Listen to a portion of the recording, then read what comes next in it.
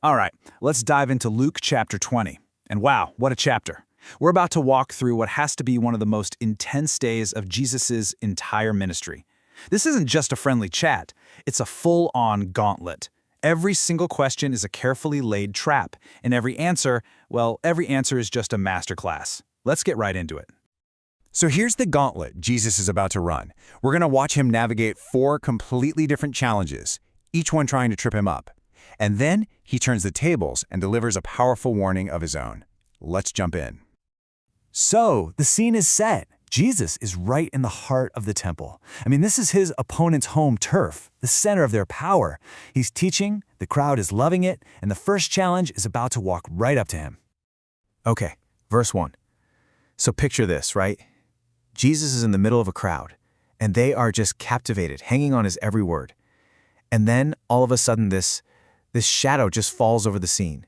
It's a wall of the most powerful men in the city. We're talking chief priests, scribes, the elders, the whole crew, and they literally push their way through the crowd to get in his face. You can just feel the air go right out of the room. Verse 2. This is not a real question, it's a public challenge, shouted loud enough for everyone to hear.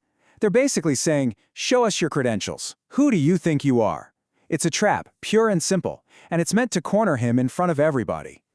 Verses 3 and 4, and this is where you just have to admire the genius of Jesus. He doesn't get flustered, he doesn't get defensive, he just calmly lobs a question right back at them. And it's a brilliant one.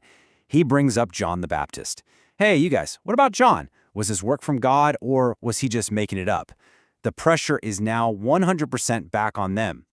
Verses 5 and 6, oh man, you can just see them huddled up, whispering back and forth, panicking. They're totally stuck. If they say John's authority was from God, Jesus is going to ask, well, why didn't you believe him? But if they say it was just from men, the crowd, who loved John, might actually stone them. It's a perfect trap. Verses 7 and 8. So what do? They have to admit defeat. We don't know, they mutter. It's a total public humiliation. So Jesus just looks at them and says, well, if you won't answer my question, I'm not answering yours. And that's it. Round 1 is over. The challengers are just left standing there, completely silenced. Okay, so with that first challenge out of the way, Jesus immediately goes on the offensive. He's not just defending himself anymore. He starts telling a story. And this is no ordinary story. It's a parable that's about to land like a bombshell. It's a prophecy and a judgment, all aimed at the leaders standing right there. Verse 9. The story begins really nicely. Imagine a man who builds this incredible, beautiful vineyard. He puts everything into it. Then he leases it to some tenants, giving them this amazing opportunity to work the land while he's gone. It sounds like a great deal for everyone. So let's watch this play out, verse by verse, because the escalation here is just chilling. In verse 10, the owner sends a servant to collect his share. What happens?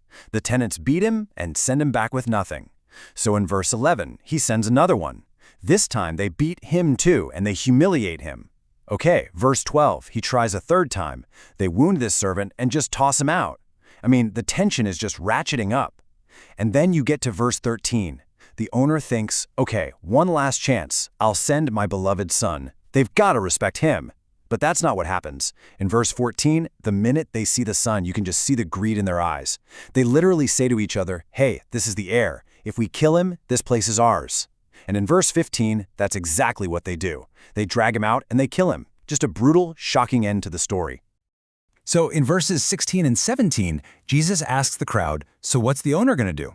And the answer is obvious. He's going to come and destroy those wicked tenants. But then Jesus looks right at the leaders and connects the story to a famous prophecy. What about the stone that the builders threw away that ended up being the most important stone of all? Verses 18 and 19. The leaders get it instantly. They know Jesus just called them the wicked tenants. You can just imagine the flash of pure rage in their eyes. They want to grab him and arrest him right then and there. But they can't. The crowd is on Jesus' side. He just condemned them in front of everyone, and they're completely powerless. The first group is silenced, but the day is far from over. Now, a new group steps up, and they've got a different kind of trap. This one isn't about religious authority, it's about politics, and it is designed to be a total no-win situation.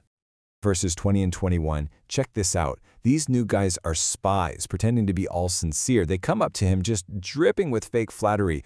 "Oh, teacher, we know you're so honest and you teach the way of God and you don't care about what people think." It's all just a big setup for the kill shot. And here it is in verse 22, the perfect political trap. Should we pay taxes to Caesar or not? If Jesus says yes, he's a Roman collaborator, a traitor to his own people. If he says no, he's a rebel, an enemy of Rome. They think they've got him completely boxed in. But in verses 23 and 24, Jesus sees right through it. He says, "Show me a coin." He holds it up and asks, "Whose face is on this?" They say, "Caesar's." And then, in verse 25, he delivers one of the most famous lines ever. He doesn't just answer their question, he totally dismantles their trap by introducing a higher principle. It is pure genius. And verse 26 tells us the result. They were stunned, absolutely speechless. Imagine them just standing there, mouths open, their perfect little plan in pieces. You can hear a gasp go through the crowd. They had nothing. Round 2 is over. Next up to the plate, we've got a third group, the Sadducees. Now, these guys didn't believe in a resurrection at all. So they come forward with this elaborate riddle that they think proves the whole idea of an afterlife is just ridiculous. So verses 27 to 33 lay out their story. It's this wild scenario about a woman who marries a guy, he dies, she marries his brother, he dies, and on for 7 brothers. Then she dies. So their big gotcha question is, in the resurrection, whose wife is she? They're sure they found a logical loophole that makes the whole thing sound absurd. But from verse 34 to 38, Jesus completely shifts the frame. He tells them, look, your problem is you're thinking about heaven with an earthly mindset. He says life in the age to come is different. People are more like angels.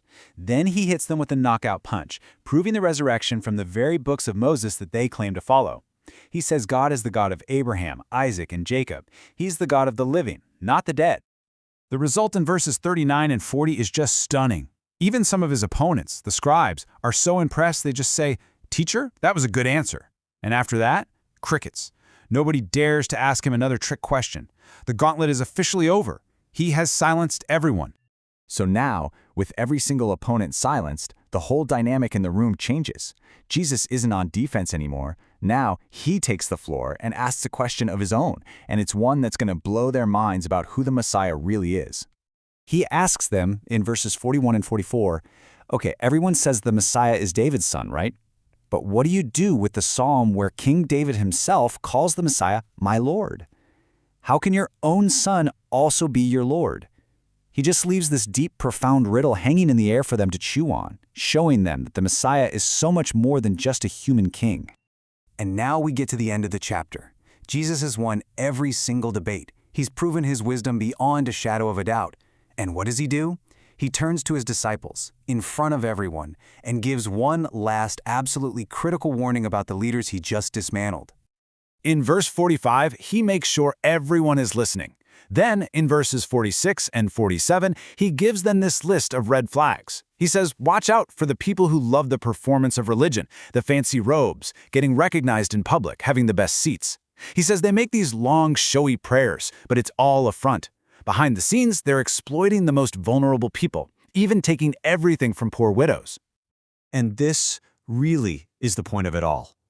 After running this incredible intellectual gauntlet, after outthinking and silencing every single challenger, Jesus' final move isn't a victory lap. It isn't a moment of, "I told you so." His final act is to protect the powerless. So what does that tell you about where his authority really comes from?